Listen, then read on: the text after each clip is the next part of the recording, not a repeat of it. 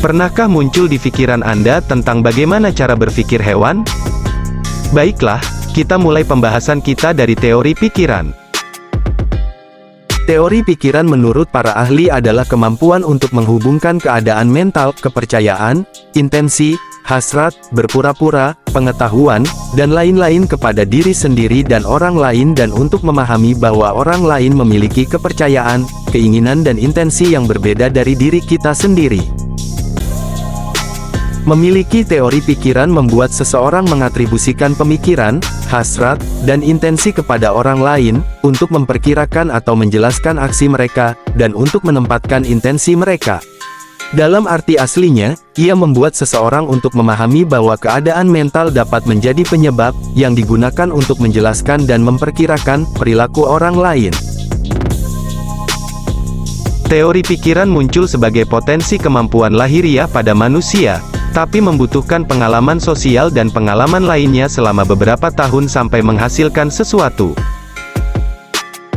Orang yang berbeda bisa saja membentuk teori pikiran yang lebih, atau kurang efektif. Teori pikiran erat kaitannya dengan rasa empati.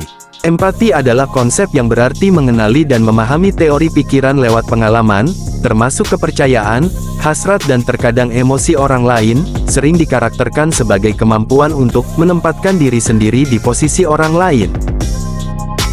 Kajian terbaru dari neuroetologis perilaku hewan, menyarankan bahwa tikus mungkin memperlihatkan kemampuan etikal atau empati.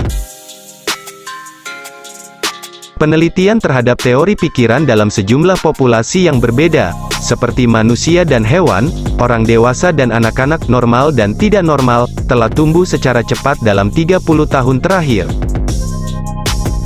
Penelitian tentang hewan yang mampu mengatribusikan pengetahuan dan keadaan mental terhadap hewan lain, sebagaimana pada manusia mengidentifikasi sejumlah perilaku awal terhadap teori pikiran.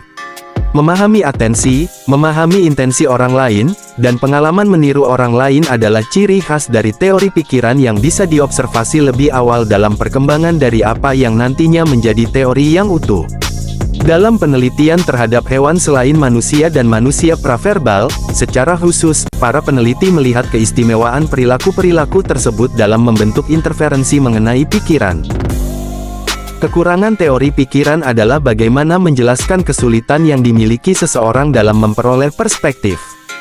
Hal ini terkadang disebut dengan kebutaan pikiran. Hal ini berarti bahwa individu dengan gangguan teori pikiran akan kesulitan melihat sesuatu dari perspektif orang lain daripada dari mereka sendiri. Individu yang mengalami kekurangan teori pikiran memiliki kesulitan menentukan intensi orang lain, kekurangan pemahaman tentang bagaimana perilaku mereka mempengaruhi orang lain, dan memiliki kesulitan hubungan timbal balik sosial.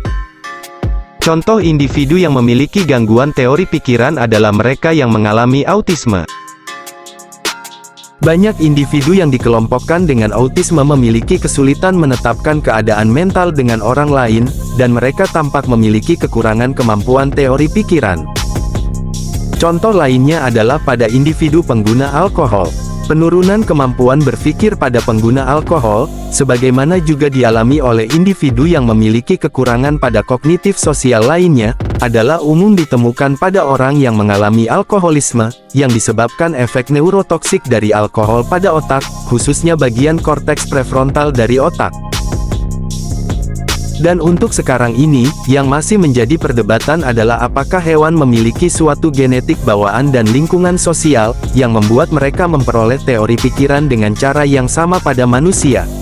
Hal ini masih diperdebatkan karena permasalahan menyangkut perilaku hewan dengan keberadaan pemikiran, dengan keberadaan suatu konsep diri atau kesadaran diri, atau pemikiran-pemikiran yang khusus.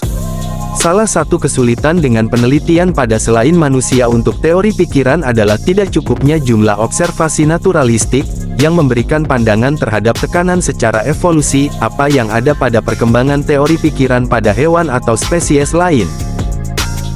Demikianlah kira-kira pembahasan kita mengenai teori pikiran manusia dan hewan.